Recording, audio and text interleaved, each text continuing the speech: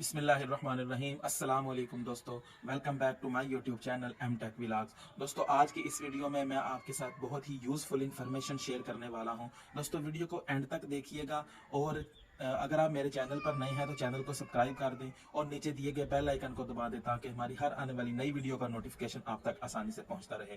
دوستو آج کی اس ویڈیو میں آپ کو بتانے والا ہوں کہ اگر آپ کے ڈی وی آر کا ٹائم یا ڈیٹ بار بار خراب ہو جاتا ہے، جس کی وجہ سے جو پلے بیک ریکارڈنگ ہے وہ آپ کو ریئل ٹائم پہ نہیں ملتی، تو اس کے لیے دوستو اس ایشو کو سالو کرنے کے لیے دوستو آج اس ویڈیو میں آپ کو کمپلیٹ سٹیپ بائی سٹیپ بتاؤں گا کہ آپ اس ایشو کو کیسے سالو کر سکتے ہیں۔ تو چلیے دوستو ویڈیو کو شروع کرتے ہیں۔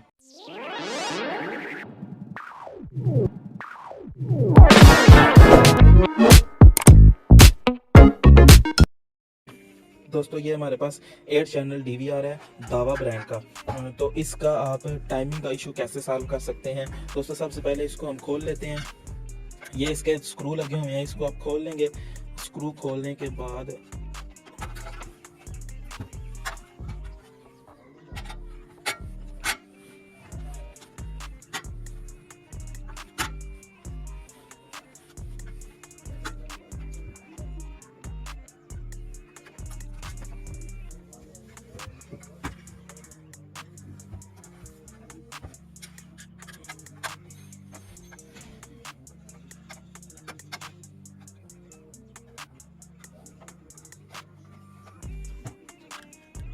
دوستو اس کے ساتھ 4 سکرو لگے ہوتے ہیں، ان چاروں سکرو کو آپ نے کھول لینا ہے۔ سکرو کھولنے کے بعد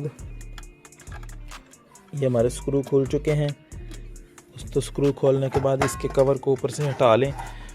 دوستو کور کو ہٹانے کے بعد دوستو یہ اس کے بورڈ کے اوپر ایک سیل لگا ہوتا ہے، یہ ایک سیل ہے CR1220 اس کا نمبر ہے۔